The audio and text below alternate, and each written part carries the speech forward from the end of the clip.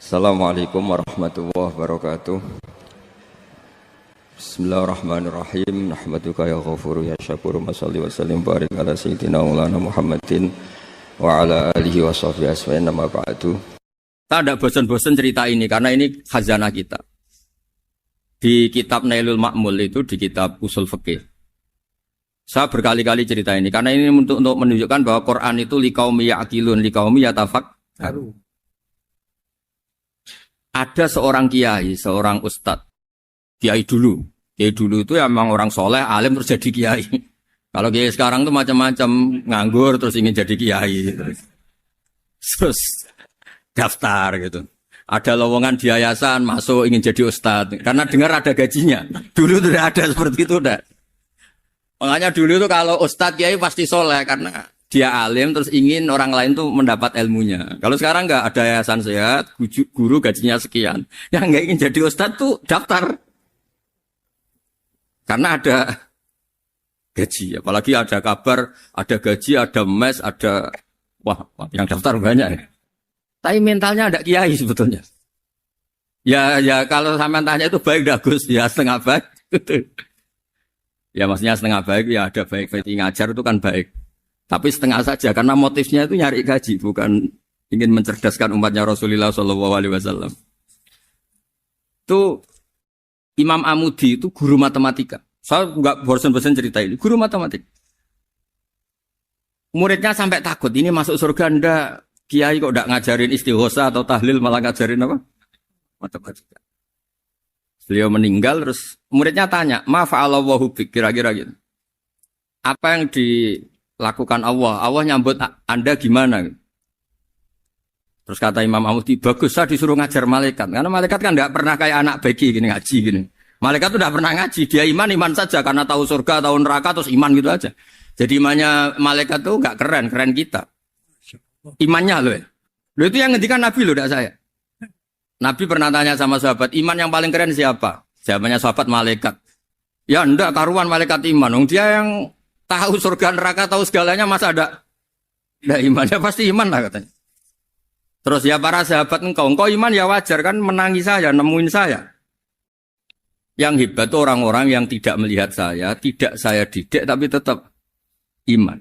Karena dididik akal, ya tadi dididik Quran, apa dididik Quran. Sama siapa? Teks bahasa Arabnya masang. Terus Imam Amudi kata Allah, suruh dia ngajarin para malaikat cara menemukan saya. Malaikat dikumpulin terus Imam Amudi disuruh ngajar. Sama singkat kata-katanya Allah di mimpi itu. Istadilla ala wahdaniyati.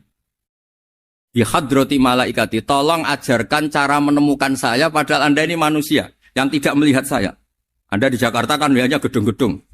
Paling jadi khayal terus nikmat lah Anda ikut punya tapi ikut nikmati. Orang desa-desa kalau ke Jakarta itu pokrol. Wah di Jakarta tuh gedungnya tinggi-tinggi, tidak kayak kampung sini. Lu udah ikut punya, ikut bangga. Di Jakarta orangnya cantik-cantik, tidak kayak orang sini. Padahal dia ya dapat orang cantik gitu. Jadi Allah tuh saking pinternya, miskin-miskinnya bisa berkhayal dan bahagia. Nah, itu alhamdulillah betul.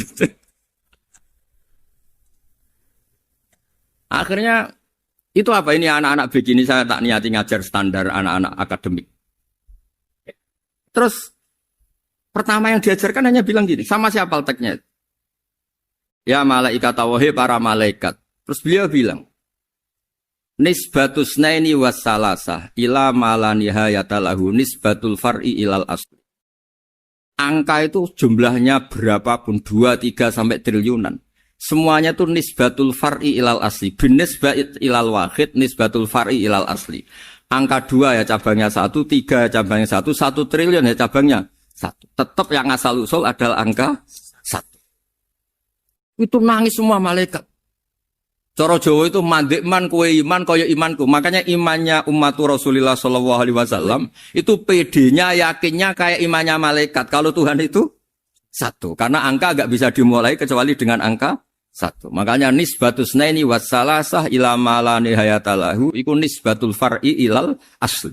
Semuanya itu nisbatnya cabang ke induk. Berarti semua alam raya ini tetap asal usulnya 1. Yaitu qul huwallahu ahad. Nah, itu namanya akal. Umatnya Rasulullah itu ditinggali mukjizat akal lewat panduan Quran sehingga meskipun kita tidak menangi Rasulullah, tidak menangi sahabat, kita tidak tahu malaikat Jibril, tapi cara iman kita ini tidak kalah keren. Yakin hakul, yakin. Terus kedua, gambar. Kamu gambar rumah, gambar hewan, gambar apa saja, mesti dimulai satu titik. Entah gambar kamu bagus, entah jelek, tetap dimulai satu titik.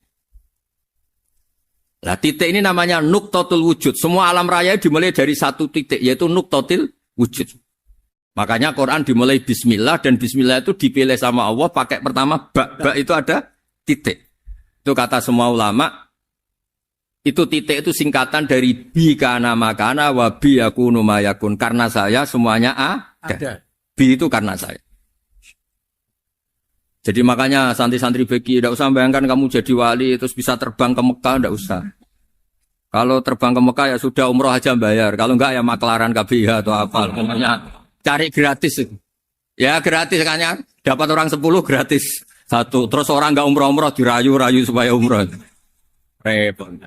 Itu pelanggaran fikih itu. Kalau orang punya utang itu wajibnya hanya utang dulu gitu. Wah repot. Saya itu juga sering bingung di kampung-kampung. Gus sama umroh. Kenapa? Dapat gratisan. Minta uang saja buat nyaur utang. Enggak boleh. Wah, secara fikih yang wajib itu nyaur utang bukan umroh. Enggak boleh Gus diminta uang, enggak boleh, harus umroh. Udah gitu saya ini bingung Gus mau umroh. Enggak nikmati. Kenapa? Disuruh ngajar Gus. Repot semua kalau ibadah mergawe ya jadi bingung semua. Ya saya mohon anak-anak BK semuanya yang seneng Quran itu harus seneng sampai kayak saya sehingga tahu. Mencari Tuhan dengan cara tauhid yang berbasis akal. Itu sedzahir imannya malaikat. Jika di klasmen iman itu manusia ulul ilmi, kita-kita yang nekuni ilmu itu nomor 1 prakteknya. Karena nomor 1 itu Allah karuan kan, syahidah wa, Allah kan gak tertandingi, syahidah wa annahu la ilaha illallah, terus wal malaikatu. Malaikat kan karuan karena langsung menyaksikan surga dan ketiga apa? Wa ulul ilmi. Berarti prakteknya kan nomor 1, kalau kompetitornya semuanya manusia, ulul ilmi nomor berapa? 1 kan? Nah nomor 3 kan dari Allah, malaikat, ulul ilm. Berarti kalau kompetisinya antar manusia nomor berapa? 1 kan? Nah kenapa ulul ilmi di nomor 3 kan tapi dari Allah, malaikat, ulul. Kerennya kayak apa? Karena cara iman ulul ilmi itu enggak ada ragunya sama sekali. Kamu ragu enggak kalau 2 itu cabang dari 1, asalnya 1? Enggak pernah ragu kan? Semua gambar seruat apapun dimulai dari 1 titik, ragu enggak? Enggak kan? Nah, imannya umatnya Nabi karena dipandu oleh Quran itu seyakin itu, sehakul yakin itu. Nah, itu terus Jubair bin itu jadi iman. Am khuliqu min ghairi syai'in am humul khaliq.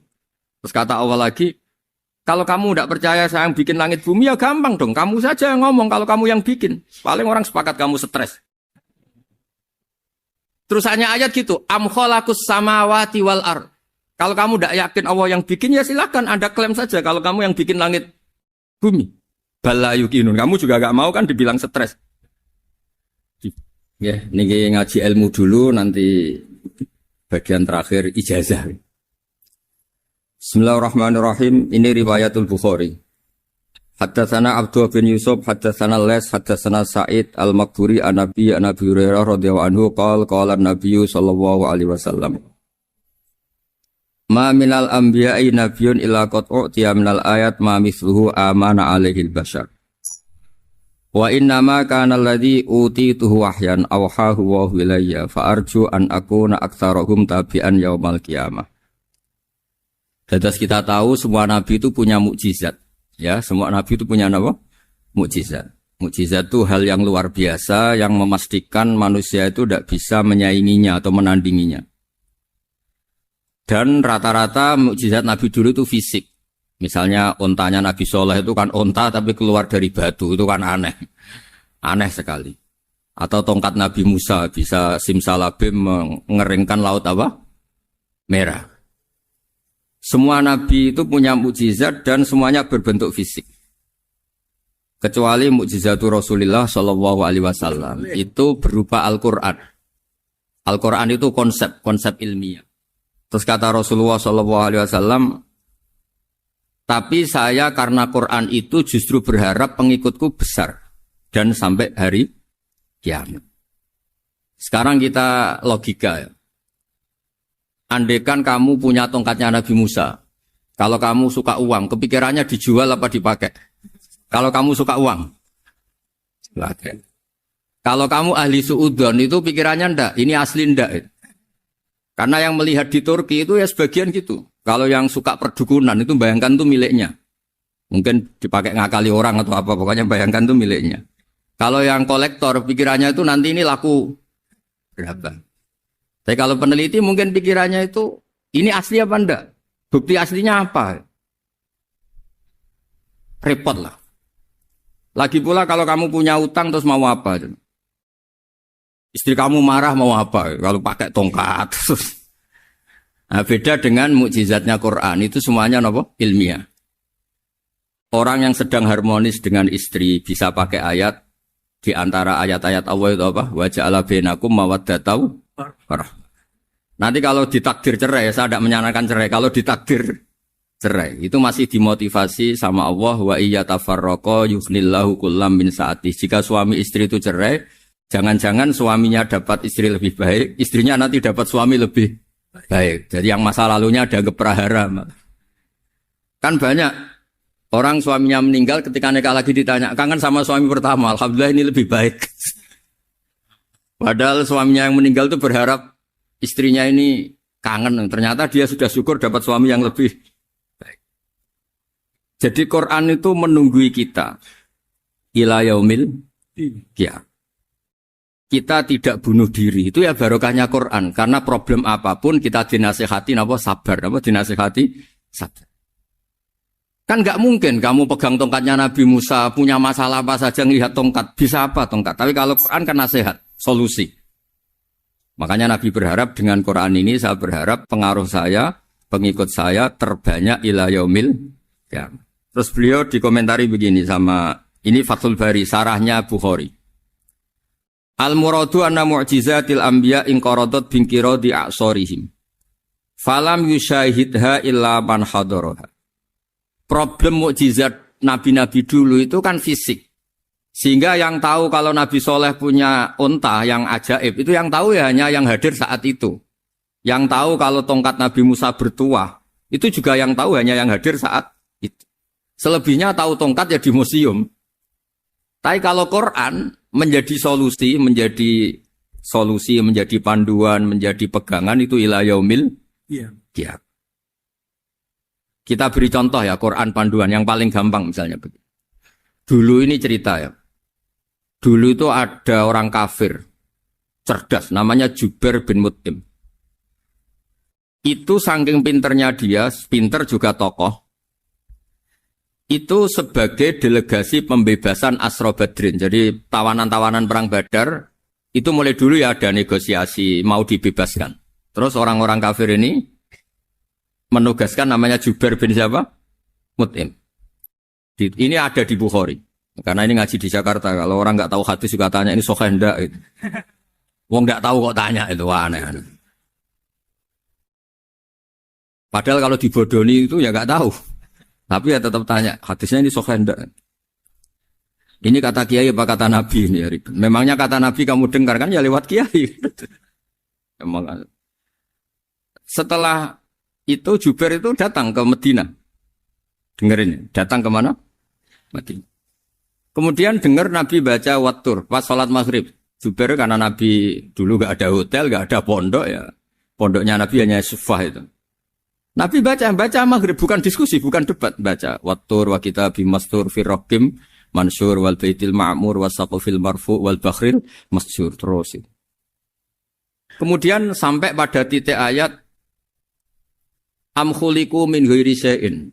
Masa manusia atau alam raya yang maujudat, yang nyata, yang wujud nyata. Kemudian asal-usulnya itu ketiadaan. Ini kan hadhil alam maujud. Alam ini kan nyata. Masa sesuatu yang nyata, penciptanya itu tidak nyata. Jadi gak mungkin ada faham nihilisme. Kalau faham nihilisme berarti melahirkan teori begini. Al-adamu yakhluqu maujudan. Sesuatu yang tidak ada, menciptakan yang... Itu kan akal gak bisa nerima. Kalau sesuatu ini ada, penciptanya pasti ada. Terus Akhirnya Jubair bin Mut'im itu simpuh di depan Rasulullah terus bilang, "Ya Muhammad, kada qalbi ayatir." Hampir saja hati saya terbang. Kalau riwayatnya Imam Ahmad, faka'anna masudi aqalbi, hati saya dihancur. Semua teori yang saya bawa untuk ngelawan kamu sekarang luluh semua, hancur semua. Yang benar adalah teori Anda bahwa Tuhan itu satu dan Tuhan itu ada sebelum semua makhluk. Coba kalau Nabi Muhammad ada Jubair bin Mut'im terus menyembunyikan tongkat dekat mihrab, terus dilihat ini apa? Paling pikirannya ini dari kayu apa? Terus yang bentuk tongkat itu tukang pemahatnya siapa? Kok kurang keren kalau di Blitur gimana ya? Kan malah panjang. Kira-kira kalau mukjizat itu dari tongkat itu malah panjang. Panjang lah pokoknya panjang. Lagi pula kamu coba kan nggak ngarah mandi, itu yang mandi kan nabinya bukan tongkatnya. Coba tongkatnya Nabi Musa coba anak-anak beki itu. Dipakai mukul kucing aja tidak mesti mati itu. Jadi nggak jelas mukjizat-mukjizat seperti itu nggak. Tapi kalau Quran menunggui sampai saking hebatnya Quran, teori rasionalitas kampanye di mana-mana. Tingkat validitas, tingkat kebenaran Quran itu bahkan bisa diuji tanpa membuktikan. Tanpa apa? Cukup pakai akal. Ya terus saya teruskan. Fala yamurru terus al-murad anna mu'jizatil anbiya in qaradat binqidari a'sam wa mu'jizatul Qur'an mustamirratun ila yaumil qiyamah. Wa kharquhu lil adat fi uslubihi wa balaghatihi wa ikhbarihi bil maghibat. Terus kata ini yang ngarang Fathul Bari sarahnya Imam Bukhari. Fala yamurru asrun minal a'sar illa wa yadharu fihi syai'un mimma akhbaru bi annahu sayakun yadullu ala sihhati da'wahu. Wa hadza aqwal muhtamilat. Wa takmiluhu fil ladzi ba'da wa qilani ya anal al makna anal mukjizat al madiyah kanat khissiyatan tusyahadu bil absar kana qoti soleh wa asa Musa. Mukjizatnya nabi-nabi dulu itu hanya penyembuh, hanya pelengkap, hanya nuruti keinginan mata. Seperti dahsyatnya apa? Laut Merah diseblak apa dipukul sama tongkatnya Nabi siapa? Itu semuanya itu hanya memanjakan mata. Urusan mata. Terus wow itu. Tapi kalau mukjizatnya Nabi Muhammad itu berdasar akal. Maksudnya berdasar akal nih dengerin ya. Dengerin betul. Ketika Laut Merah terus tersibak kan, wow itu keren kan. Terus kita bilang, menyimpulkan, wah kita tidak akan mampu. Itu bodoh sekali kesimpulan kita tidak akan mampu. Meskipun bikin nyamuk Anda juga tidak mampu. Loh untuk memutuskan tidak mampu saja kok sampai pertunjukan seperti itu tuh laopo, cek goblok gitu. Nah kalau kita karena umat yang pinter untuk memaksa kita nggak mampu, Allah bilang Inna wa la yastahi ayadriba mathalam ma ba'ud. Kita melihat nyamuk langsung berkesimpulan tidak mampu. Saya berkali-kali cerita nyamuk itu sudah kecil, masih punya urat, uratnya kayak apa? Masih punya kuman, kumannya seberapa? Ya enggak? Nyamuk itu kecil, punya organ tubuhnya punya urat. Itu kalau kamu pinter, antara tongkatnya Nabi Musa menyibak Laut Merah sama nyamuk itu sama-sama berkesimpulan melahirkan satu faham bahwa kita tidak mampu. Loh, untuk memaksa tidak mampu saja kok menuju pertunjukan ada onta keluar dari batu. Nakotu soleh, ada tongkat yang bisa mengeringkan laut. Cik goblok ya. Lah kita alhamdulillah ada jenis goblok yang seperti ini. Untuk ikrar bahwa Allah itu hebat ala kulli syai'in, cukup lihat nyamuk. Kagum kan? Sudah tidak usah bikin hidup. Saya berkali-kali mencontohkan. Para pemahat tak suruh bikin patung gajah, itu mampu. Tak suruh bikin patung nyamuk kalau bisa. Nyari materi dari apa? Gampang mana bikin patung gajah sama patung nyamuk? Gajah, makanya Allah bikinnya contoh itu untuk ijaz itu pakai nyamuk, bukan pakai gajah. Itu kalau ustadz-ustadz yang agak jorok malah contohnya nyamuk, Gus. Itu kecil. Itu kayak apa? Di dalamnya dia hamil. Itu anaknya kecil lagi, telurnya kecil lagi, itu gimana itu cara bikin itu? Makanya di sini ada kitab Itqan, itu komentarnya itu lucu. Ini kitab Al-Itqan karangannya Imam Suyuti. Ini persis komentar saya tadi ya. Kata Imam Suyuti, pengarang kitab Itqan, wa ya imma khissiyah wa imma aqliyah. Jadi mukjizat itu ada yang fisik, bisa dilihat indra, panca indra, bisa dilihat akal. Wa aktsaru mu'jizati Bani Israil kanat khissiyah li baladatihim. Bilada itu goblok. Wakil lati basoirihim. Dasar wong goblok. Mukjizat itu ngenteni sing wow. Maksudnya dasar wong untuk ngakui Allah hebat saja kok nunggu hal-hal yang seperti itu. Paham ya? Mergo likil lati napa aklihim. Wa aksaru mu'jizati hadil ummah aqliyatun li farati dzakaihim wa kamali afwahihim. Dan mukjizatnya umat ini semuanya berdasar akal karena sudah cerdas. Jadi andaikan kita melihat tongkatnya Nabi Musa menyibak Laut Merah dengan melihat nyamuk, kesimpulan kita sama. Sama-sama wow, sama-sama keren, sama-sama memastikan kita tidak mampu. Makanya terus Quran menerangkan wa ma min dabatin fil ardi wala ta'iri yatiru bi janahihi illa umamun amsalukum. Jadi keseharian kita lihat burung kok terbang. Itu sudah ayatun min ayatillah. Paham nggih? Dados niki kudu bangga ditunggoni napa Quran, nggih ditunggoni napa Quran. Wa mu'jizatul Quran tusyahadu bil basirah fayakunu mayattabi'u li ajlihi aksar. Terus li annal ladzi yusyahadu bi aini ra'si yang qaridu bingkiradi musyahidi. Sesuatu yang tampilan dahsyatnya itu disaksikan mata, maka itu bisa habis. Era tongkat Nabi Musa seperti itu habis enggak?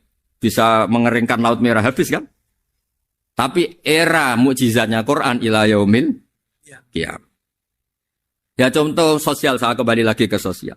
Kamu punya teman awet atau punya istri awet, itu konsepnya ya wal kadhiminal ghaidh, agak gampang tersinggung. Coba kalau kamu setiap tersinggung putus, setiap tersinggung habis, kamu tidak punya teman, tidak punya istri. Sampai kita awet seperti ini, kalau kecewa ya wal kadhiminal ghaidh, ngempet. Termasuk saya ini, biasanya ngaji khusus terus baca gini ya kecewa. Tapi barokahnya diwarai Quran wal kadhiminal ghaidh, ngempet Gus, ngempet. Terus kecewa sama teman, kenapa tidak putus? Karena wal afina Aninna sudah kalau kecewa maafkan. Coba kalau kita kecewa presiden, dia mau kecewa menteri, dia mau kecewa orang tua minggat. Ya kalau dicari, kalau tidak kan malu. Saya itu punya teman tak tanya, kecewa besar sama bapak itu. Kenapa tidak minggat? Malu. Kenapa malu? Takut gak dicari.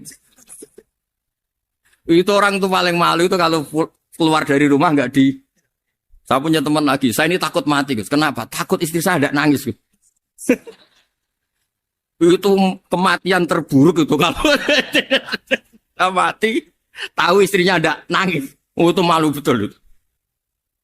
Makanya jangan mati, pokoknya pastikan orang sekeliling ada nangis itu baru berani mati, kalau enggak jangan. Ya jadi mukjizatnya Nabi itu luar biasa. Nah ini terus saya teruskan ya, makanya mukjizat terbesarnya Nabi adalah Al-Quran. Karena Al-Quran itu cerita tentang hukum-hukum akal, cerita tentang logika-logika peradaban. Misalnya logika peradaban, contoh paling gampang.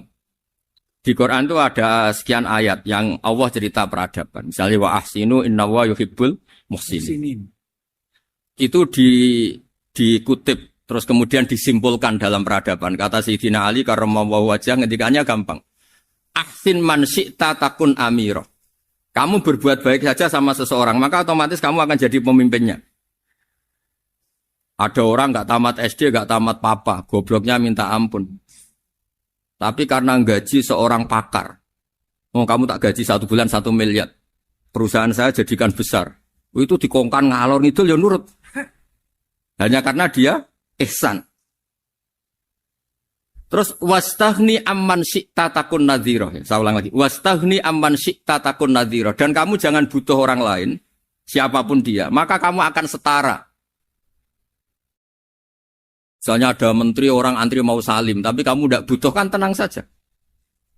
Tapi kalau kamu butuh, habis kamu. Ya kan? Kamu tidak butuh seseorang, maka kamu posisinya akan setara. Kamu harus sopan karena punya utang jasa. Kalau nggak punya apa-apa kan setar. Ya enggak? Misalnya kamu jajar rektor atau jajar menteri, jajar apa saja. Kalau kamu tidak punya utang kan, kamu jajar menteri tidak punya utang. Sama jajar satpam tapi punya utang, takut mana?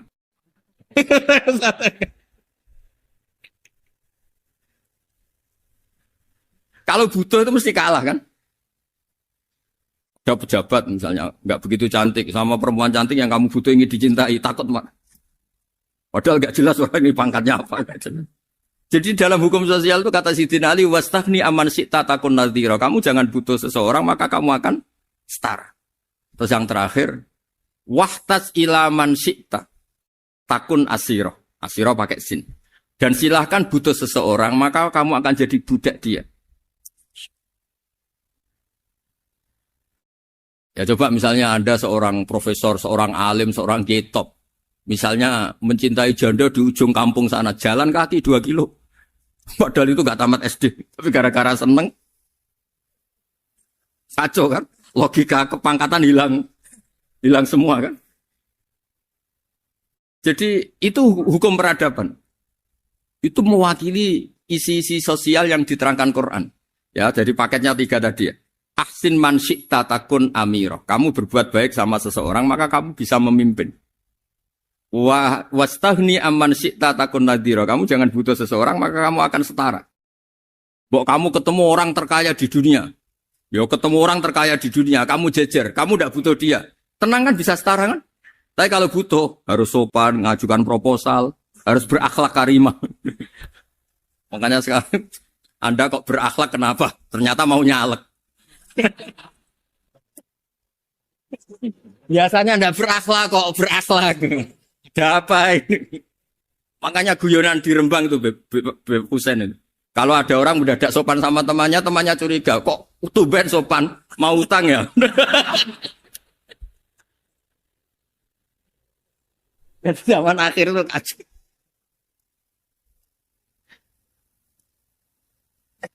Ya di semua daerah gitu ya sama Pak Rektor ya. Kalau ada teman biasanya nggak sopan kok sopan, itu temannya curiga. Ini Pak Rektor UI ikut kaji. Kok tumben sopan, ada apa ya?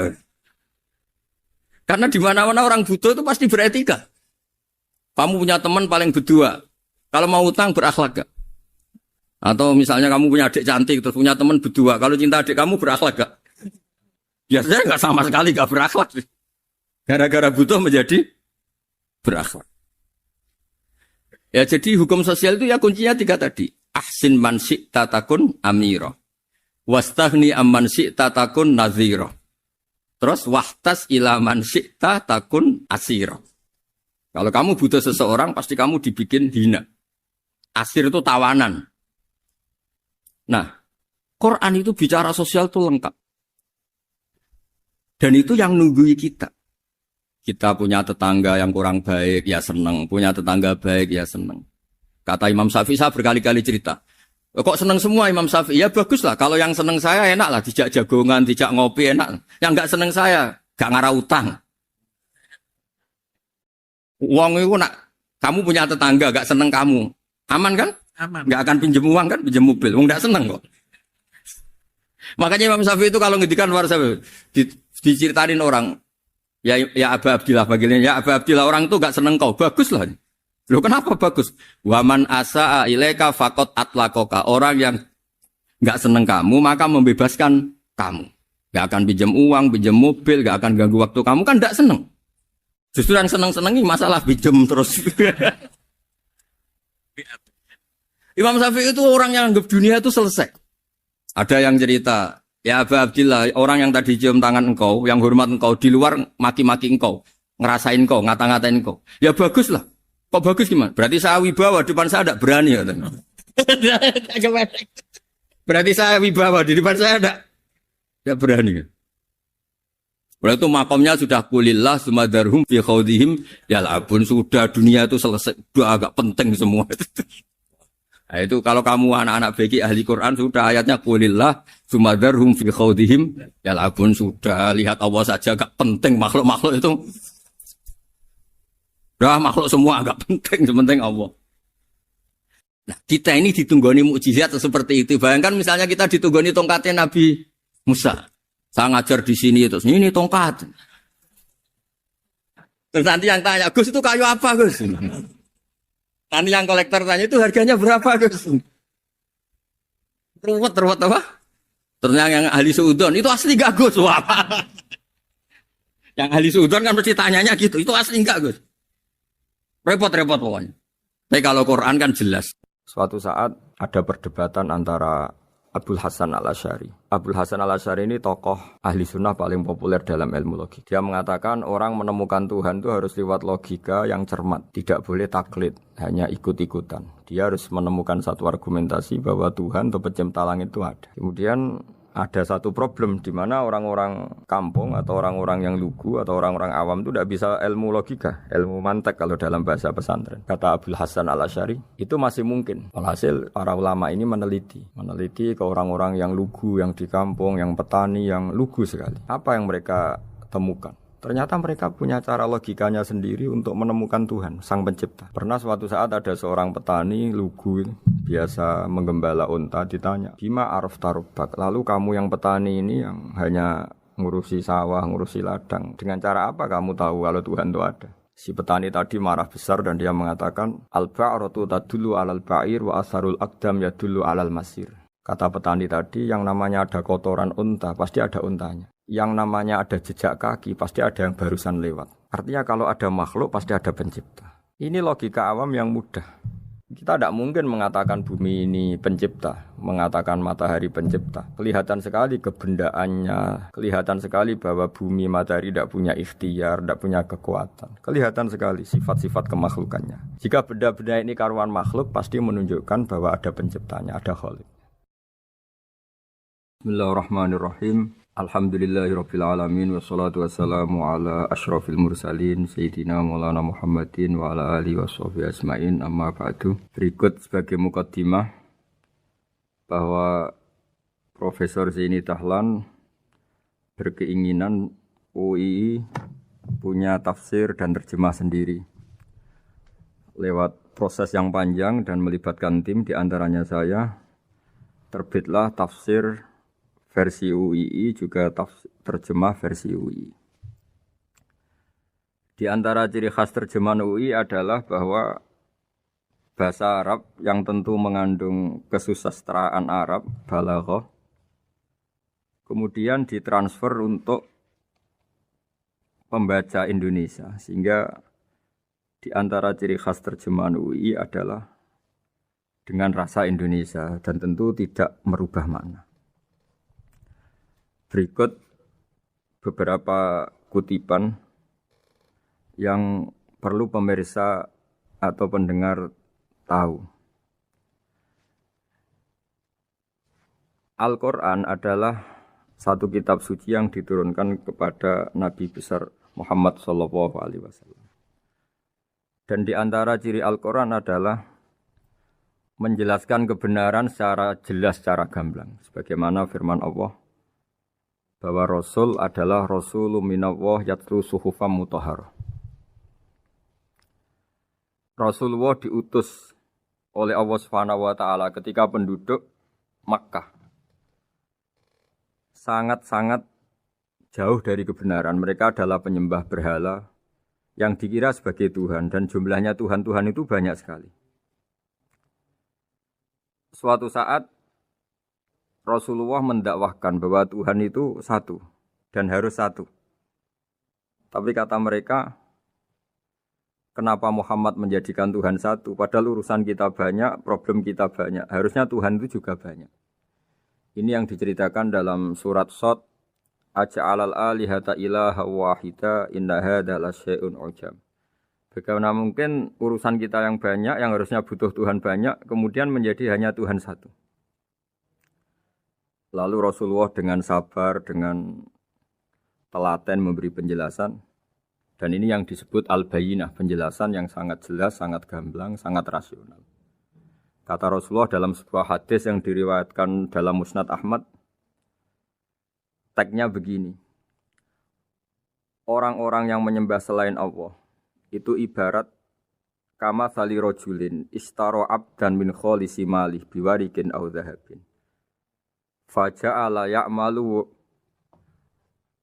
mereka mau bekerja tapi wayu'ti ghullatahu ila ghairi sayyidi. Fa'ayyukum sarruhu ayyakuna abduhu kadzalik. Nabi lalu kemudian bikin analogi. Wahai masyarakat Mekah, bagaimana kalau Anda ini jadi seorang pembantu atau seorang budak lalu punya majikan banyak. Dan semua majikan Anda ini punya perintah yang beda-beda, punya selera yang beda-beda. Semuanya atasan Anda, semuanya majikan Anda. Apa Anda senang punya majikan yang banyak? Lalu mereka bilang, wah susah Muhammad kalau kita punya majikan banyak. Tuhan kamu adalah majikan kamu. Bagaimana kalau Tuhan banyak, punya perintah yang beda-beda, punya selera yang beda-beda? Kalian pasti akan kebingungan. Ya sudah Muhammad, normalnya Tuhan itu satu. Sehingga mereka tercerabut dari pemikiran bahwa Tuhan harus banyak. Ini yang dimaksud dalam surat Al-Bayyinah. Lam yakunil ladzina kafaru min ahlil kitab wal musyrikina munfakina hatta ta'tiyahumul bayyinah. Bahwa orang-orang kafir, baik kafir ahli kitab maupun kafir musyrik Mekah, mereka tidak pernah terlepas dari sifat kekafirannya, yaitu menuhankan banyak Tuhan, sampai datang sebuah bayinah. Bayinah itu argumentasi kebenaran yang begitu jelas. Setiap membawa kebenaran, argumentasinya meyakinkan. Itu siapa? Rasulun minallah yatslu suhufam mutahharah, yaitu Rasul yang membacakan lampiran-lampiran suci, yaitu Al-Quranul Karim. Dengan penjelasan analogi tadi, kemudian orang-orang Mekah sadar, susahnya kayak apa kalau Tuhan banyak, lalu perintahnya beda-beda, seleranya beda-beda, hukumnya beda-beda. Ini membingungkan. Akhirnya mereka ngakui bahwa pentingnya logika tauhid. Nah ini yang Rasulullah ini benar-benar berstatus bayinah. Kemudian analogi betapa buruknya kita saat menyembah selain Tuhan. Lalu Rasulullah mencontohkan sebagaimana yang saya kutip tadi dari Musnad Ahmad. Misalnya Anda punya pembantu atau zaman dulu budak. Anda beli dari harta kamu, dari uang kamu. Kemudian budak ini kerja. Yang ngasih makan kamu, yang fasilitasi kamu, toko milik kamu, semua milik kamu. Kemudian dia kerja dan hasil dari kerjanya dia dikasihkan ke orang lain. Kamu senang tidak punya budak yang seperti itu, kata Rasulullah. Wah kita semua tidak senang Muhammad. Sama seperti itu. Kamu adalah bisa makan rezeki dari Allah. Kamu nempat di buminya Allah. Kamu minum dari air yang dibikin Allah. Kemudian Anda menyembah selain Allah. Itu aneh apa enggak? Menyembah zat yang tidak memberi rezeki kamu, yang tidak bikin bumi untuk kamu, yang tidak bikin langit untuk kamu, yang tidak bikin fasilitas air untuk kamu. Aneh enggak? Semenjak itu mereka berpikir betapa buruknya mereka menyembah berhala, menyembah arca, menyembah Yesus, menyembah macam-macam. Nah ini yang disebut Rasulullah adalah orang yang benar-benar bayinah. Ketika melontarkan kebenaran, benar-benar jelas sehingga diterima secara akal yang sehat. Karena semua akal yang sehat akan menerima agama ini disebut fitratallahi fatarana salihah. Bahwa agama ini agama fitrah. Orang yang normal, yang cara berpikir normal pasti menerima agama ini. Nah, UII dengan terjemahan ini dan dengan tafsir ini ingin memberi penjelasan simbol-simbol yang ada di beberapa surat. Di antara lagi yang di bab muamalat. Betapa Rasulullah itu punya logika yang benar-benar mudah diterima. Dulu orang Arab dalam bab muamalat jual beli biasa menjual kurma masih kecil, masih belum jelas jadi kurma yang baik apa enggak. Kalau istilah orang Jawa masih pentil ini. Kalau bahasa Arab qobla buduwi solahiha. Calon buahnya itu belum pasti jadi buah. Kemudian masih bunga, masih apa sudah dijual. Dengan transaksi asumsi harga andekan sudah jadi kurma. Kalau dalam Jawa mungkin jual mangga sebelum tua, masih pentil, masih kecil. Lalu kata Rasulullah, kamu jangan melakukan itu. Kenapa ya Rasulullah, padahal kita butuh uang? Kata Nabi, Ara'aitum in mana Allahu as-samra, fabima yastakhillu ahadukum mala akhi. Bagaimana kalau buah-buah yang masih kecil itu kemudian berguguran karena satu musim atau karena apa? Lalu kamu mendapat uang itu atas nama apa? Yang dikatakan tijarah adalah muawadhah. Pembeli dapat barang, kamu dapat uang. Lalu kalau barang yang ada enggak menjadi buah yang baik, Anda menerima uang itu atas nama apa? Rasulullah secara haru, secara mengingatkan nurani kita dengan redaksi fabima yastahillu ahadukum mala akhi. Lalu kamu mendapat uang saudara kamu. Atas nama apa? Kalau atas nama buah, mereka belum mendapat buah. Akhirnya ada kesadaran bersama bahwa sebaiknya kita menjual sesuatu itu yang pembeli ya dapat barangnya, yaitu dalam konteks ini buah yang sudah layak dijual, kita dapat uangnya. Ini lagi-lagi Rasulullah al-Bayyinah sekali memberi penjelasan begitu jelas. Ketiga misalnya di bab jinayat, di bab hukum pidana. Rasulullah kalau bikin logika itu begitu jelas, mudah diterima. Misalnya begini, suatu saat Rasulullah bersabda, Al-qatil wal maktul finnar. Orang yang membunuh dan yang dibunuh sama-sama di neraka. Tentu dalam konteks saling bunuh yang dalam kedzaliman. Lalu sahabat janggal. Ya Rasulullah, oke lah kalau pembunuh itu masuk neraka. Ini bagaimana mungkin yang dibunuh pun masuk neraka? Rasulullah dengan jelas, dengan bayinah, dengan hujjah, beliau menjawab, innahu kana harison ala qatli sahibihi. Sebetulnya yang terbunuh pun mentalnya pembunuh, karena dia sangat juga ingin membunuh saudaranya. Nasibnya saja yang menjadikan dia terbunuh. Hanya sahabat tahu, ya ternyata maktul dalam konteks duel adalah mentalnya qatil juga. Sehingga karena mentalnya qatil, dia tetap di neraka. Meskipun prakteknya dia menjadi maktul yang terbunuh. Nah ini yang dimaksud oleh Allah, bahwa Rasulullah ini bisa menghilangkan tradisi kemusyrikan, bisa menjungkir balikkan, menghancurkan kemusyrikan, karena Rasulullah bisa menjelaskan secara detail, hatta ta'tiyahumul bayyinah. Bayyinah adalah Rasulun minallah yatslu suhufam mutahharah. Jadi ini yang insya Allah sebagai kajian kita, bahwa kita butuh sekian penjelasan untuk mengenang dan membuktikan bahwa Rasulullah adalah benar-benar al-bayyinah. Dari sekian contoh tadi, pendengar bisa tahu betapa agama ini mudah diterima oleh akal. Sehingga di beberapa ayat disebut agama ini liqaumi ya'qilun, liqaumi yatafakkarun. Agama ini bagi kaum yang bisa berpikir. Agama ini bagi kaum yang mau berangan-angan. Dulu untuk menghilangkan kemusyrikan dengan logika kafir Mekah bahwa urusan kita banyak, harus Tuhan banyak. Itu panjang sekali. Di antaranya ada ayat yang spesifik tentang itu. Daraballahu mathalan rajulan fihi syuraka mutasyakisuna wa rajulan salamal lirajul. Hal yastawiyani masalah. Allah membuat satu perumpamaan, yaitu di surat Daraballahu mathalan rajulan fihi syuraka, di surat Zumar ayat 29. Allah membuat satu perumpamaan bagaimana andaikan Anda jadi seorang pembantu atau asisten, lalu Anda punya majikan banyak yang seleranya beda-beda. Kemudian dibanding misalnya Anda jadi pembantu dengan satu majikan yang akhlaknya baik, komitmennya baik. Anda milih mana? Lalu orang-orang kafir Mekah menjawab, Muhammad tentu kita milih punya majikan satu yang baik. Kalau majikannya banyak kita jadi repot. Lalu mereka kata Rasulullah, ya sudah, kalau gitu Tuhan kamu satu saja, jangan banyak, kalau banyak jadi repot.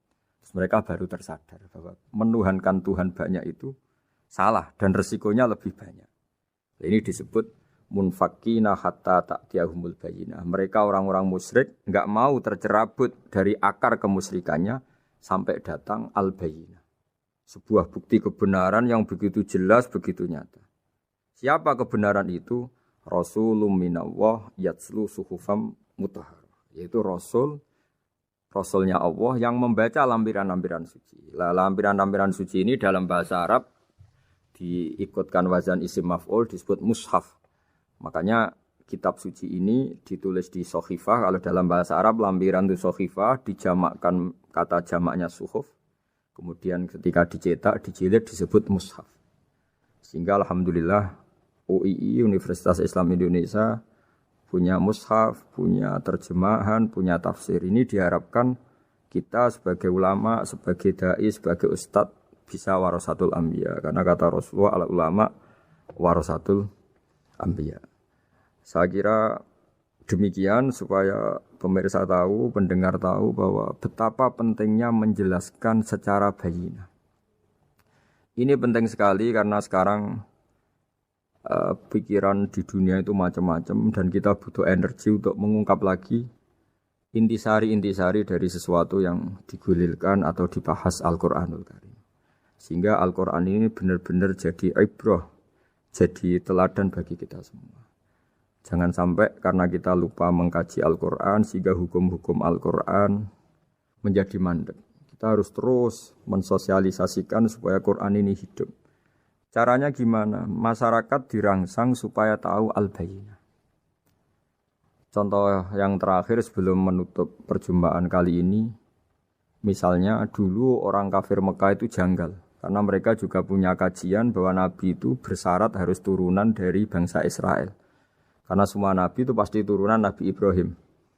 Yaitu Nabi Ibrahim punya anak yang bernama Ishak. Ishak punya anak yang bernama Yakub. Yakub ini yang nanti punya anak Yusuf. Sehingga Yusuf bin Yakub bin Ishak bin Ibrahim. Ketika nabi-nabi ini hidup di Palestina, di Yerusalem, itu kayak jadi aturan bahwa nabi itu harus turunan Bani Israel. Sehingga ketika orang-orang kafir Mekah dari kelompok ahli kitab, ketika Rasulullah Muhammad mendakwahkan diri sebagai nabi, mereka janggal bagaimana mungkin nabi dari orang Arab. Nabi itu harusnya orang Yerusalem atau orang Palestina. Kemudian Allah memberi penjelasan, fihi ayatum bayyinatum maqamu Ibrahim, bahwa Muhammad adalah turunan Ibrahim. Bukti nyata adalah di Mekah ada jejak kakinya Nabi Ibrahim, yaitu yang sekarang kita sebut maqam Ibrahim. Setelah dilacak-lacak ternyata mbah-mbahnya Rasulullah atau nenek moyang atau leluhur Rasulullah bernama Adnan. Adnan ini kata sejarah-sejarah disepakati wa adnanu bila raibin intadzawil ulumin nasabiyah ila dzabihi Ismail nisbatuhu wa muntama. Bahwa Adnan ini tertulis secara sejarah lengkap bahwa dia turunan dari Nabi Ismail. Ismail adalah anak dari Nabi Ibrahim. Kemudian makom Ibrahim ini juga dibuktikan sekian sejarah bahwa Ibrahim pernah di situ. Yaitu ketika Hajar, ibu dari Ismail, kesulitan nyari air, lalu lalang lari antara Safa dan Marwah, kemudian kita kenang sekarang bernama Sa'i. Kemudian dekat Ka'bah ada namanya Hijir Ismail, karena dulu jadi kamarnya Nabi Ismail. Hijir, hujro itu kamar atau ruang khusus untuk Nabi Ismail. Sehingga jelas sekali bahwa Ibrahim, Ismail, Hajar pernah hidup di Mekah. Lalu lagi-lagi orang kafir Mekah yang dari kelompok ahli kitab sadar bahwa Muhammad jadi nabi layak karena dia juga turunan dari Ibrahim alaihis salam. Ini yang disebut fihi ayatum bayyinatum maqamu Ibrahim, bahwa di kawasan Mekah, kawasan Bakkah atau kawasan Hijaz jelas sekali ada jejak-jejak Nabi Ibrahim. Lagi-lagi ini bayyinah. Nah, bayyinah ini yang bisa menghilangkan sifat kemusyrikan, sifat kekufuran. Karena lewat penjelasan yang panjang ini, kemudian benar-benar diketahui bahwa Muhammad jadi nabi itu sah. Karena dari segi dakwahnya benar, perilakunya benar, hujahnya benar. Sekarang dari segi nasab juga benar karena beliau termasuk keturunan dari Nabi Ibrahim alaihissalam lewat jalur Ismail. Ini penting kita ketahui dan perlu kita kaji supaya istilah-istilah di Al-Quran kita tahu. Makanya banyak istilah di Al-Quran, misalnya wattaba'tu millata abai, kita ngikuti agama leluhur kami. Di situ disebut ada Ibrahim, ada Ishak, ada Ismail, ada Yakub. Kenapa demikian pendengar? Bahwa karena agama ini butuh tradisi. Dan tradisi ini menjadi komunitas sosial. Sehingga ketika tradisi ini sudah mantap, insya Allah lewat kebenaran agama ini akan menyingkirkan kemusyrikan. Contoh paling mudah begini, Nabi itu melarang orang menyembah batu. Tapi kemudian dalam tradisi Islam sendiri ada orang sholat kemudian sujud. Yang secara zahir sujud itu mencium batu atau mencium masjid tempat kita sujud. Apalagi kita mencium Hajar Aswad. Secara kasat mata seakan-akan kita ini menghormati betul Hajar Aswad. Sehingga orang kafir mencibir. Muhammad itu aneh. Dia melarang kita menyembah batu tapi dia sendiri mencium Hajar Aswad seperti itu. Dia sendiri menyembah batu. Orang kalau sujud seakan-akan seperti itu. Tapi lewat penjelasan Nabi Bahwa kita sujud hanya kepada Allah. Kita kalau sujud baca sajadah wajhililladzi khalaqahu wa sawwarahu wa syaqqa sam'ahu wa basarahu bihaulihi wa quwwati fatabarakallahu ahsanul khaliqin. Wajah kami sujud kepada zat yang menciptakan wajah kami, yang mengasihi kita pendengaran, yang mengasihi kita pandangan. Hanya Allah saja yang ahsanul khaliqin. Hanya Allah saja zat yang paling baik dalam penciptaan. Ini penting sekali saya katakan bahwa sehingga sujud kita yang seperti itu adalah simbol tawadhu. Tidak ada kaitannya dengan kita ini menyembah batu. Sehingga kita tradisikan ke anak-anak saat sujud baca subhana rabbiyal a'la wa bihamdi. Kita ajarkan mereka bahwa semua selain Allah adalah ciptaan Allah. Jadi andai kan nggak ada tradisi tauhid yang dijelaskan begitu detail. Saat kita haji bilang labbaik Allahumma labbaik, labbaik la syarika lak labbaik. Innal hamda wan ni'mata laka wal mulka la syarika lak. Ya. Setiap kita haji mengitari Hajar Aswad kita bilang nikmat semua dari Allah.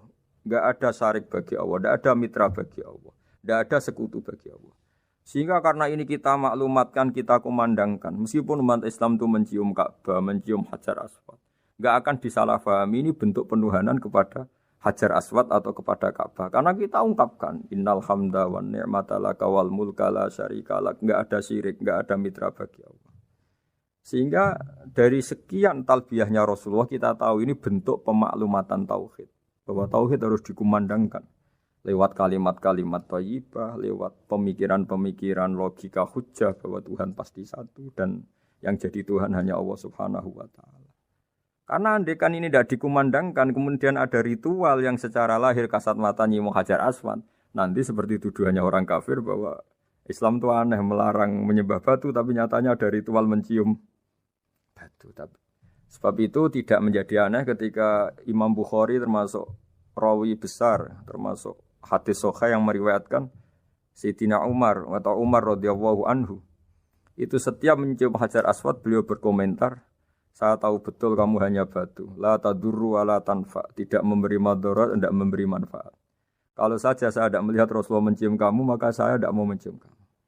Dulu di era itu ada momentumnya. Kenapa sih Umar radhiyallahu anhu atau sahabat Umar susah-susah memberi penjelasan seperti itu? Karena dulu masih ada salah paham bahwa mencium batu itu identik dengan misalnya menuhankan batu atau mendewa-dewakan batu. Sehingga Umar berutuh memberi penjelasan. Sayyidina Umar memberi begitu penjelasan detail bahwa kamu hanya batu yang tidak mandoroti, tidak manfaat. Tapi secara tradisi sunnah Rasul kamu dicium, ya saya ikut. Ini penting sekali penjelasan-penjelasan seperti ini, maklumat-maklumat seperti labbaik Allahumma labbaik, sehingga semua ritual Muslim tidak disangka atau tidak disalahpahami sebagai pemuja materi. Lagi-lagi penjelasan yang detail ini disebut al-bayyinah. Rasulun minallah yatslu suhufam mutahharah. Kemudian ayat berikutnya disebut fiha kutubun qayyimah, bahwa dalam kitab suci Al-Qur'an itu banyak aturan-aturan atau catatan-catatan yang begitu lurus, begitu benar. Tentu karena kita ini orang Indonesia yang kalau mengakses langsung bahasa Arab mungkin kita masalah. Sehingga alhamdulillah Universitas Islam Indonesia menerbitkan seri terjemah juga seri tafsir, dan sekarang dibantu lewat acara ini kita berusaha atau membantu para pendengar untuk lebih memahami lebih jauh. Sahabat Indonesia yang kami hormati, berikut kita mulai kajian tafsir yang dikeluarkan oleh UII. Mari kita mulai dengan surat Al-Baqarah. Bismillahirrahmanirrahim. Alif Lam Mim. Dzalikal kitabul la raiba fihi hudal lil muttaqin. Di sini diterjemahkan Alif Lam Mim ini termasuk ayat-ayat yang oleh para ulama dianggap mutasyabihat. Artinya kita tidak boleh memaksakan maknanya. Kita cukup iman bahwa itu dari Allah Subhanahu wa taala. Ini termasuk ayat-ayat yang kita percaya bahwa ada makna yang diinginkan Allah, tapi kita tidak perlu menduga-duga Apa sepersisnya makna itu? Dzalikal kitab la raiba fih, kitab ini tidak ada yang diragukan. Hudal lil muttaqin, petunjuk bagi mereka yang bertakwa. Sahabat Indonesia yang kami cintai, yang kami hormati, muttaqin dari kata kerja ittaqa yattaqi ittiqaan. Maknanya adalah menjaga diri. Ada 3 kelas muttaqin dalam terminologi para ulama, istilah yang dikeluarkan para ulama. 1, muttaqin orang yang menghindari perilaku syirik atau perilaku kekafiran. Sehingga menurut para ulama, apapun faseknya seorang mukmin, apapun kelirunya orang mukmin, misalnya pernah mencuri, pernah korupsi, pernah apa saja, masih dianggap mukmin karena dia masih bertauhid la ilaha illallah Muhammadur Rasulullah. Ini muttaqin yang paling kelas pokok, kelas bawah. Kemudian ada muttaqin kelas kedua, yaitu mereka yang menghindari dosa besar tapi tidak bisa menghindari dosa kecil. Misalnya bisa menghindari dosa zina, tapi dia bisa menghindari dosa melihat perempuan yang bukan mahramnya, yang bukan halal bagi dia. Ketiga muttaqin paling ideal, yaitu menghindari dosa besar, juga menghindari dosa kecil, bahkan menghindari sesuatu yang tidak penting. Ini yang dalam terminologi ulama disebut para wali atau para ulama, yaitu yang dalam ayat ala inna awliya Allahi la khaufun alaihim wa lahum yahzanun. Ini penting kami jelaskan kelas-kelas muttaqin supaya bahwa mukmin tidak pernah keluar dari status iman meskipun dia pernah melakukan satu kesalahan besar. Karena yang dikatakan mukmin adalah siapapun yang meyakini kebenaran risalah Muhammad, risalah yang dibawa Muhammad, berarti dia mukmin. Soal dia melakukan dosa atau apa saja itu menjadikan dia fasik, tapi tidak keluar dari status mukmin. Ini yang dimaksud dalam sebuah hadis, man qala la ilaha illallah dakhalal jannah. Siapapun yang pernah melafadzkan la ilaha illallah iman, maka dia pasti nanti masuk surga. Kemudian ada beberapa pertanyaan dari para sahabat dengan masa lalu orang itu yang macam-macam, Nabi tetap menjawab meskipun dengan masa lalu yang macam-macam. Sebab itu perlu dikaji serius, sebagaimana ada yang ditafsir Sawi bahwa muttaqin itu dari kata kerja ittaqa yattaqi ittiqaan atau ittaqa yattaqi taqwan. Ini maknanya orang yang menjaga diri. Tentu menjaga diri ini ada yang kelas premium, kelas sempurna. Jadi sesuatu apa saja yang bahaya kita jaga, termasuk dosa kecil, melakukan hal yang tidak penting. Ada orang mukmin yang hanya bisa menjaga dari dosa kekafiran, dosa kemusyrikan. Ini pun dengan segala kesalahannya masih ada kemungkinan dimaafkan Allah. Karena Allah pernah berfirman, innallaha la yaghfiru ayyushraka bihi wa yaghfiru ma duna dzalika liman yasha. Allah tidak akan memaafkan dosa syirik, tapi Allah masih bisa memaafkan atau masih berkenan memaafkan dosa di luar syirik. Kemudian yang perlu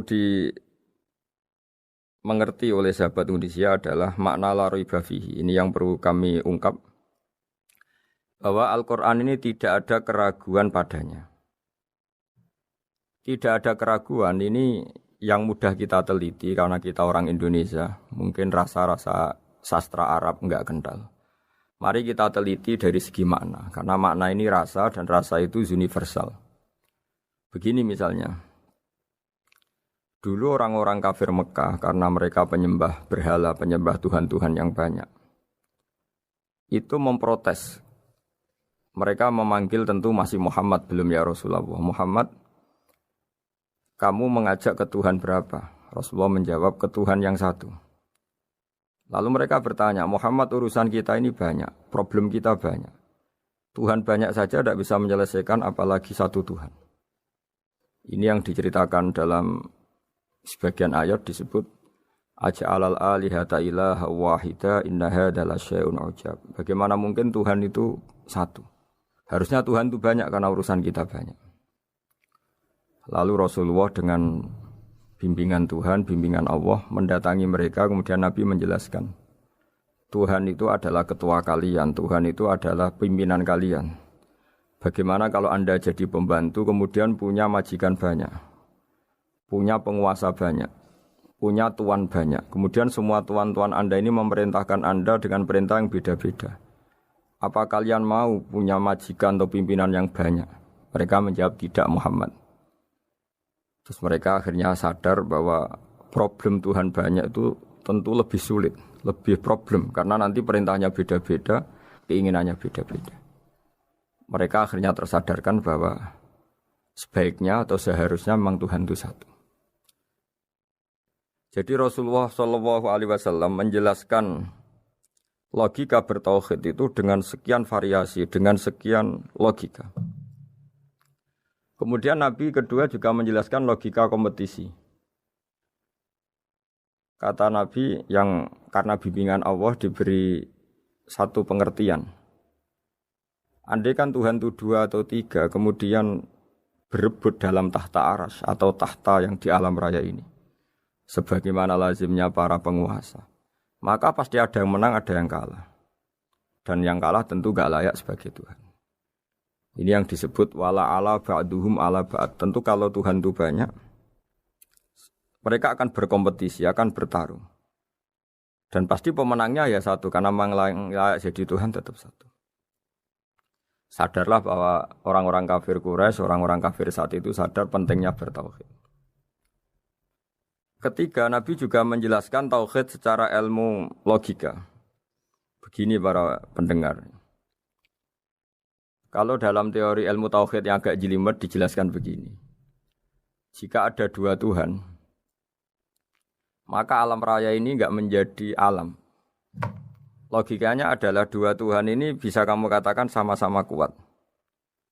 Ketika sama-sama kuat kemudian ingin menciptakan langit. Yang satu ingin menciptakan bumi, yang satu menolak menciptakan bumi misalnya. Atau yang satu ingin menciptakan langit, yang satu menolak ingin menciptakan langit.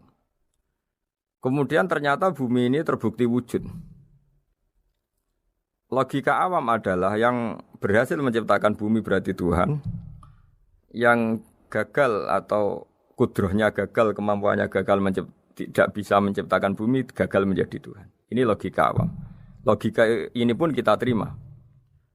Tapi kalau menurut logika ahli tauhid, ahli pakar-pakar logika, cara berpandangan begini. Ketika Anda mengatakan ada 2 Tuhan yang sama-sama kuat, kemudian terbukti yang satu mampu menciptakan bumi, yang satu tidak. Bahasa Anda mengatakan sama-sama kuat ini sudah batal dari awalnya, karena terbukti bahasa Anda salah, sama-sama kuat ternyata yang satu tidak mampu. Sehingga dalam pikiran orang-orang ahli tauhid mengatakan, membayangkan Tuhan saja itu enggak kebayang, karena turunan kata ini pasti selalu salah. Karena tadi misalnya dikatakan, andai kan ada 2 Tuhan, kemudian yang satu mampu menciptakan bumi, yang satu tidak. Padahal Anda tadi bilang sama-sama kuat, ternyata terbukti yang satu tidak kuat. Berarti kata Anda sama-sama kuat ini salah. Ini pula yang diajarkan Rasulullah lewat bimbingan Allah, lewat wahyunya yang disebut Lau kana fihi ma alihatun illallahu la fasadata. Karena kalau ada 2 Tuhan, pasti kamu sifati sama-sama kuat. Ternyata sifat sama-sama kuat ini batal demi hukum, karena ternyata yang satu tidak mampu menciptakan bumi. Atau kamu sifati 2 Tuhan ini sama-sama lemah. Itu tidak mungkin lagi, karena ternyata bumi ini terbukti wujud. Pasti penciptanya ini tidak yang sangat kuasa. Jadi logika-logika tauhid sedemikian dibangun oleh Rasulullah lewat bimbingan Allah Subhanahu wa taala. Logika keempat supaya kita iman dan tambah kuat imannya adalah logika yang mudah dicerna oleh kebanyakan orang atau yang bisa diindra. Begini misalnya dalam sebuah ayat di surat Al-Kahfi, kemudian di awal surat Al-Ahqaf, kemudian di sebagian surat At-Tur, ada penjelasan begini. Ketika Rasulullah mengajak manusia menyembah Allah, kemudian orang-orang kafir tanya, lalu Tuhan kamu siapa Muhammad? Tuhan saya adalah Allah menciptakan langit bumi. Terus mereka berandai-andai, ada Lata, ada Uzza, ada Manat, ada Hubal. Itu Tuhan-Tuhan kami. Terus Rasulullah bertanya, apakah Tuhan-Tuhan yang kamu sembah itu memberi kontribusi saat langit dan bumi diciptakan? Mereka menjawab, tidak Muhammad, itu Tuhan-Tuhan yang kami bikin. Begitu juga asumsi tentang Tuhan-Tuhan yang lain. Apakah Isa ikut menciptakan bumi atau menciptakan langit? Tentu jawabannya tidak. Karena Isa lahir di bumi, orang tahu tanggal lahirnya, tahu tahunnya, dan sebelum ada Isa juga sudah ada bumi. Sehingga untuk menetapkan tauhid, berkali-kali Quran tanya, Amman khalaqas samawati wal ardo, siapa sih yang menciptakan langit bumi? Siapa sih yang menurunkan air dari langit? Siapa yang mengatur ini, itu, ini, itu? Akhirnya mereka menjawab, itu semua Allah Muhammad. Begitu juga kemungkinan setan, misalnya setan itu fisik atau makhluk atau apa saja yang tidak kita lihat. Kemudian setan itu lewat rayuannya, lewat tipu dayanya ingin disembah. Kata Allah menjelaskan ini, ma asyadduhum khalqas samawati wal ardi wala khalqa anfusihim. Kamu tidak perlu takut sama setan atau apalagi menuhankan setan. Setan itu tidak yang punya reputasi menciptakan langit dan bumi. Bahkan setan tidak bisa menciptakan dirinya sendiri. Ini menjadi pengetahuan bagi kita betapa bagi pakar-pakar tauhid, ahli tauhid, ketika setan nyatanya diusir dari surga, itu pun versi mereka. Versi mereka pun mengatakan seperti kita bahwa setan itu diusir dari surga dan ya keluar dari surga. Kalau setan itu Tuhan, tentu diusir gak mau karena di surga itu nikmat. Ketika setan diusir dari surga ya keluar, dia juga jadi makhluk yang hina-dina. Berarti dia tidak punya kekuasaan bahkan pada dirinya sendiri. Dipaksa keluar dari surga ya keluar, dipaksa menjadi ahli neraka ya jadi ahli neraka, dipaksa jadi apa saja juga dia akan jadi seperti yang dipaksakan. Ini menunjukkan bahwa setan adalah tahta kudratillah, tahta qahrillah, tahta satwatillah, bahwa setan pun dalam kendali kekuasaan Allah. Makanya Allah mengatakan kamu tidak usah menyembah setan, tidak usah nurut sama setan. Setan itu lemah sekali. Karena faktanya dia tidak bisa memaksakan keinginannya. Ini yang oleh Allah disebut dalam firman-Nya inna kaidas syaitani kana dhaifa. Setan itu lemah sekali. Ini perlu saya sampaikan ke para pendengar Unisia bahwa bertauhid itu ada sekian logika. Logika kelima adalah logika orang awam. Awam sekali. Suatu saat ada perdebatan antara Abul Hasan al-Asy'ari. Abul Hasan al-Asy'ari ini tokoh ahli sunnah paling populer dalam ilmu logika. Dia mengatakan orang menemukan Tuhan itu harus lewat logika yang cermat. Tidak boleh taklid, hanya ikut-ikutan. Dia harus menemukan satu argumentasi bahwa Tuhan atau pencipta langit itu ada. Kemudian ada satu problem di mana orang-orang kampung atau orang-orang yang lugu atau orang-orang awam itu tidak bisa ilmu logika, ilmu mantek kalau dalam bahasa pesantren. Kata Abu Mansur, kata Abul Hasan al-Asy'ari, itu masih mungkin. Walhasil para ulama ini meneliti ke orang-orang yang lugu, yang di kampung, yang petani, yang lugu sekali. Apa yang mereka temukan? Ternyata mereka punya cara logikanya sendiri untuk menemukan Tuhan, Sang Pencipta. Pernah suatu saat ada seorang petani lugu biasa menggembala unta ditanya, Bima araf tarubak, lalu kamu yang petani ini yang hanya ngurusi sawah, ngurusi ladang, dengan cara apa kamu tahu kalau Tuhan itu ada? Si petani tadi marah besar dan dia mengatakan, Al-ba'ratu tadullu alal ba'ir wa asarul aqdam yadullu alal masir. Kata petani tadi, yang namanya ada kotoran unta, pasti ada untanya. Yang namanya ada jejak kaki, pasti ada yang barusan lewat. Artinya kalau ada makhluk, pasti ada pencipta. Ini logika awam yang mudah. Kita tidak mungkin mengatakan bumi ini pencipta, mengatakan matahari pencipta. Kelihatan sekali kebendaannya, kelihatan sekali bahwa bumi matahari tidak punya ikhtiar, tidak punya kekuatan. Kelihatan sekali sifat-sifat kemakhlukannya. Jika benda-benda ini karuan makhluk, pasti menunjukkan bahwa ada penciptanya, ada khalik. Dalam logika Badui tadi, si Badui tadi, kalau ada kotoran sapi, pasti ada sapinya. Meskipun sapinya sudah sekarang nggak terlihat, mungkin sudah jalan kemana. Sama, kalau ada jejak kaki, meskipun orang yang tadi lewat sudah kita nggak tahu, tapi kita pasti tahu, pasti ada yang lewat. Ini yang dimaksud dalam bahasa Arab, al-ba'ratu tadullu alal ba'ir, kalau ada kotoran sapi atau kotoran unta, pasti ada untanya. Wa atharul aqdam yadullu alal masir. Kalau ada jejak orang lewat, pasti tadi ada orang lewat. Nah, semua metode ini digunakan semua oleh Rasulullah. Logika yang bagi intelektual, logika bagi kaum awam, logika bagi kaum menengah. Ya tidak awam, tidak intelektual. Semuanya digunakan. Semuanya jadi media untuk memastikan bahwa logika tauhid ini logika pilihan. Logika yang benar-benar logika. Sehingga dalam banyak ayat disebut agama ini li kaum yaqilun, li kaum yatafakkarun. Bagi kaum yang bisa berpikir, bagi kaum yang punya akal. Lalu kemudian kami teruskan alladzina yu'minuna bil ghaibi. Ini kata ghaibi bukan kayak dalam bahasa Indonesia misalnya setan atau hantu disebut barang gaib. Kata ghaibi dalam bahasa Arab adalah perbandingan atau lawan kata dari al-musyahad yang bisa disaksikan langsung lewat indera. Kita orang mukmin iman bahwa surga ada, padahal kita tidak pernah melihat surga. Kita mukmin iman bahwa neraka ada, padahal kita belum pernah melihat neraka. Ini sesuatu yang maghoba anil absor, yang mata kita tidak melihat, fisik kita tidak menyentuh. Kita pun iman. Asal sesuatu itu mansus ya, dikatakan secara eksplisit oleh Quran dan hadis. Kalau dalam bahasa usul fikih disebut al-mansus. Ciri mukmin diantaranya adalah yang paling pokok alladzina yu'minuna bil ghaibi. Iman dengan sesuatu yang enggak kelihatan. Lalu kemudian para ulama cara pandang beda-beda. Bedanya bukan karena mereka bertentangan enggak, tapi ini menurut kelas rasa yang berbeda-beda. Bagi orang-orang sufi ya, Allah itu tidak bisa dikatakan al-ghaib, sesuatu yang enggak kelihatan. Karena Allah itu begitu jelas, az-zahir. Kata orang sufi, Allah itu zahir. Begitu juga dalam Asmaul Husna disebut Allah itu az-zahir, begitu jelas. Karena orang yang akalnya mapan, hatinya mapan, melihat satu lemari yang bagus, pasti langsung mensifati bahwa pembuatnya adalah orang yang hebat. Orang yang melihat mobil mewah atau pesawat yang canggih, pasti kepikiran pertama adalah pasti pembuatnya canggih.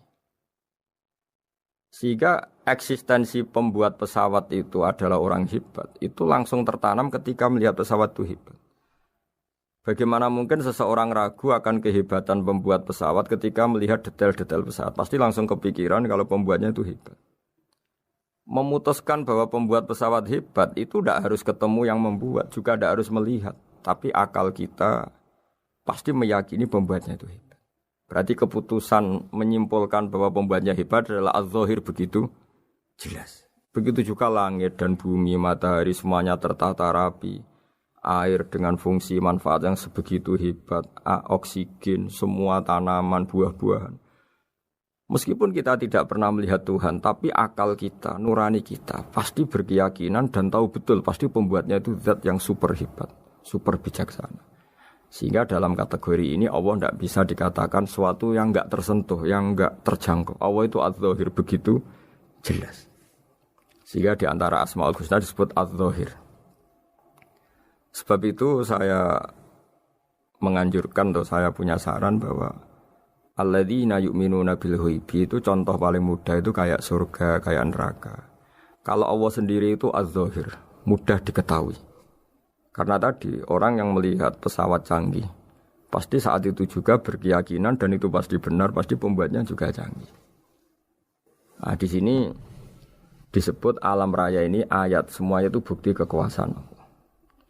Dalam syair-syair orang sufi masyhur sekali itu wa fi kulli syai'in lahu ayatun yadullu ala annahul wahidu. Setiap sesuatu kejadian di alam raya adalah bukti keesaan Allah, bukti eksistensi Allah Subhanahu wa taala. Sehingga dalam satu kisah normalnya orang itu paling tahu itu dengan dirinya sendiri. Karena dia adalah dia. Tapi kalau Imam Sibawai, seorang pakar nahwu mengatakan a'raful ma'arif Allah. Di alam raya ini yang paling mudah dikenali itu ya Allah, pencipta. Karena andai kan kita sendirian di hutan, kemudian kita mulai punya akal, kita mungkin tidak tahu diri kita ini siapa. Tapi setidaknya kita langsung menyimpulkan bahwa kita tidak bisa menciptakan diri kita sendiri. Ketika kita berkesimpulan tidak bisa menciptakan diri kita sendiri, pasti kita terus berkesimpulan ada di luar kita yang menciptakan kita. Nah, sebab itu kenapa sifat mencipta ini yang pertama kali dikenalkan oleh Allah kepada nabinya untuk dikenalkan kepada umatnya. Yaitu disebut Iqra bismi rabbikal ladzi khalaq. Muhammad, bacalah dengan nama Tuhanmu. Sifat Tuhan yang paling mudah dikenali oleh siapapun adalah sifat pencipta. Karena ketika seseorang yakin dia lahir sudah ada bumi, dia lahir sudah ada langit, dia pasti akan tahu bahwa dia ada penciptanya. Sehingga paling mudah mensifati Allah atau mensifati Tuhan adalah bismi rabbikal ladzi khalaq. Terus kemudian di antara ciri orang baik adalah wa yuqimunas shalat. Kemudian beriman kepada yang gaib, menegakkan salat. Kata menegakkan adalah dari kata menjaga aturan-aturan atau sesuai aturan-aturan salat. Kita tahu dalam salat ini ada beberapa syarat yang harus dipenuhi. Misalnya harus wudu, harus suci di tempat yang suci. Terus ada syarat-syarat dalam internal salat, dia harus baca Fatihah, harus tumakninah, macam-macam. Itu eksistensi definisi salat. Kemudian kata berdiri juga diartikan para ulama, eksistensi sholat harus diketahui secara publik, secara sosial. Karena sesuatu itu punya eksistensi kalau jadi konsensus atau diakui oleh publik. Di sini agama mewajibkan sholat jamaah. Kata banyak ulama, jamaah itu fardu kifayah, bahkan ada mengatakan fardu ain. Harus dijalankan orang banyak secara massal dan harus di tempat yang terbuka. Sehingga kata para ahli fikih, andaikan ada orang jamaah di dalam rumah tidak diketahui oleh banyak orang, belum mencukupi atau belum menggugurkan kewajiban jamaah. Sehingga eksistensi sholat harus diketahui secara publik. Sehingga dulu Rasulullah itu kalau sholat ya di masjid dan masjidnya terbuka. Sampai sekarang kita pun menyaksikan semua umat Islam kalau sholat di masjid yang terbuka. Sehingga dunia non-muslim pun tahu bahwa dalam Islam ada ritual, ada ibadah yang bernama sholat. Hikmah kedua dengan cara terbuka seperti ini, sholat itu menjadi gak pernah rubah mulai zaman Nabi sampai kiamat. Dengan tradisi jamaah berarti kaifiyah atau cara sholat ini permanen. Bapak kita sholat ya seperti itu, imam seperti itu, anak cucu kita akan meniru kita ya seperti itu. Sehingga gak ada varian-varian yang hanya berdasar subjektivitas musolli yang sholat. Taruh saja kita misalnya jadi seorang sufi yang baru takut sama Allah atau baru usul kalau dalam bahasa sufi.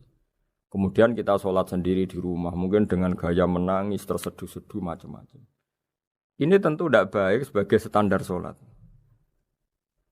Begitu juga ada anak atau pedagang yang kesusu atau tergesa-gesa, kemudian sholat hanya sekian, 2 menit, 1 menit. Ini juga agak baik. Meskipun itu boleh dilakukan individu-individu, tapi kalau dalam sholat jamaah, orang harus manut imam, dan ada standarnya, misalnya tumakninah itu biqadri subhanallah, jadi ada ukurannya. Ini penting saya utarakan bahwa hikmah jamaah itu bukan sekedar dapat pahala 27 kalau sendiri, dapat pahala 1 itu enggak. Tapi ini menjaga eksistensi sholat supaya ya seperti ini terus sampai kiamat. Sehingga orang Indonesia atau orang Afrika, orang mana saja, itu ketika haji atau ketika saling berkunjung di negara lain, itu enggak akan kaget dengan cara-cara sholatnya, karena seluruh dunia kaifiyahnya caranya sama. Ini semua barokah dari jamaah. Maka Rasulullah itu enggak banyak ngendikan tentang caranya sholat, beliau hanya ngendikan shollu kama ra'aitumuni usolli. Sudahlah kamu pokoknya makmum saya, nanti caranya kamu sholat sama seperti saya seperti ini. Sehingga kata menegakkan sholat adalah bisa kita tegakkan kalau kita aparat negara ya, bikin-bikin aturan supaya eksistensi sholat gak terganggu. Kalau kita seorang kultural juga mensuasanakan sholat, dan supaya kefiahnya atau caranya sholat ini benar, kita tradisikan jamaah. Sehingga anak kecil ngikuti yang besar, yang bodoh ngikuti yang pinter dengan satu cara. Itu barokahnya jamaah. Sehingga wa yuqimunas sholat itu, sholat kita dirikan baik secara personal dengan cara-cara tumakninah, kita suci di tempat yang suci, maupun kita tegakkan, kita maklumatkan, kita jadikan konsensus bahwa sholat ya seperti ini. Sehingga ada khayal-khayal lagi dalam Islam. Misalnya nyuwun sewu ada aliran yang mengatakan Ya kalau Tuhan itu kan enggak bebas arah, bebas tempat. Terus dulu pernah ada orang sesat sholat sampai 4 rakaat 4 arah, alasannya Tuhan itu tanpa arah. Enggak akan terjadi seperti itu. Karena ijma'nya umat Islam, konsensus umat Islam akan menolak faham yang seperti itu.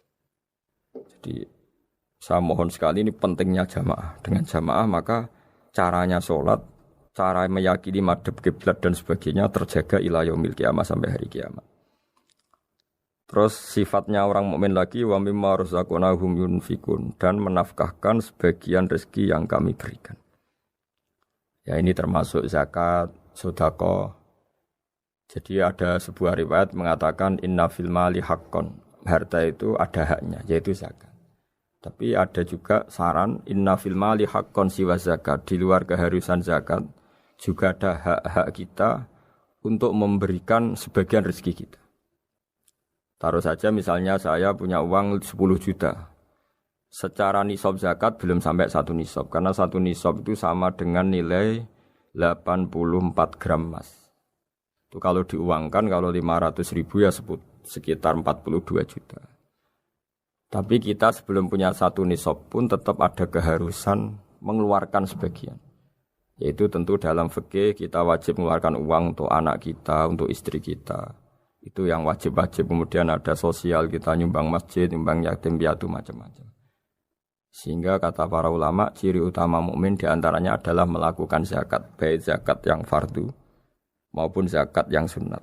Karena kata zakat itu dimaknai fardu, sebetulnya definisi para ahli fikih untuk membedakan zakat yang wajib dengan sedekah. Tapi sebetulnya zaman dulu enggak ada seperti itu. Zakat itu maknanya bersihkan harta. Sedekah dari kata sedekah bukti benarnya iman. Jadi sedekah dari kata dari kosakata sedekah yasduqu sidqan, sesuatu yang membuktikan kita loyal itu disebut sedekah. Kita nikah, mas kawin di bahasa Arab kan sedekah dari kata sedekah juga. Kita bukti iman, loyal, kita sedekah. Bukti bahwa kita teman akrab disebut siddiq atau sodik. Kalau dalam bahasa Arab teman namanya juga sodik karena cara bertemanan secara benar, secara loyal. Sehingga wa mimma razaqnahum yunfikun ini ya memasukkan zakat yang dalam terminologi fikih yaitu zakat yang zakat al-wajibah atau zakat yang dengan makna lughat yaitu ya artinya asal membersihkan harta kita entah lewat zakat, sedekah, hadiah kepada orang-orang yang kita hormati, semuanya juga masuk dalam definisi zakat atau wa mimma razaqnahum yunfikun.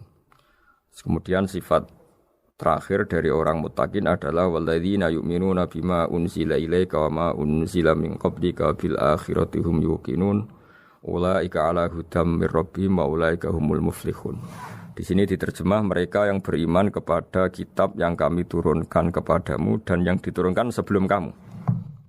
Ini kata yang diturunkan sebelum kamu penting sekali karena ciri utama Nabi adalah dia tidak pernah beda dengan Nabi sebelumnya. Karena kebenaran tauhid pasti tunggal. Nabi-nabi dulu pasti mengajarkan tauhid, hanya menyembah Allah. Enggak mungkin nabi berikutnya kemudian bikin ajaran baru dalam tauhid. Sehingga andaikan semua kitab Injil, Taurat itu masih versi yang orisinil, pasti enggak ada yang beda dengan Quran. Karena ciri utama kebenaran adalah iman dengan Quran dan iman kepada kitab yang diturunkan sebelum Al-Quran. Wabil akhirati hum yuqinun, mereka juga yakin akan datangnya hari akhir. Itu bisa disebut yaumul ba'ats.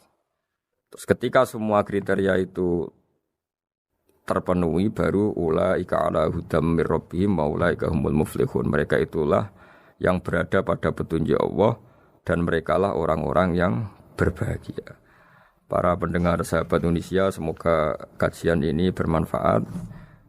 Dan ini mulai ayat 1 sampai 5 dalam surat Al-Baqarah, yaitu surat yang dalam tartibnya mushaf nomor 2 setelah Fatihah. Jadi kalau dalam ulumul Quran disebut ada surat yang berdasar nuzulul Quran, yaitu surat Iqra, kemudian Muddatsir. Ada urutan surat yang berdasar tartibul mushaf, yaitu yang kita punyai sekarang, yaitu Fatihah, terus Baqarah dan seterusnya. Dan urutan-urutan ini pun sesuai petunjuk Rasulullah SAW. Saya kira demikian. Mohon maaf atas semua kesalahan. Wassalamualaikum warahmatullahi wabarakatuh.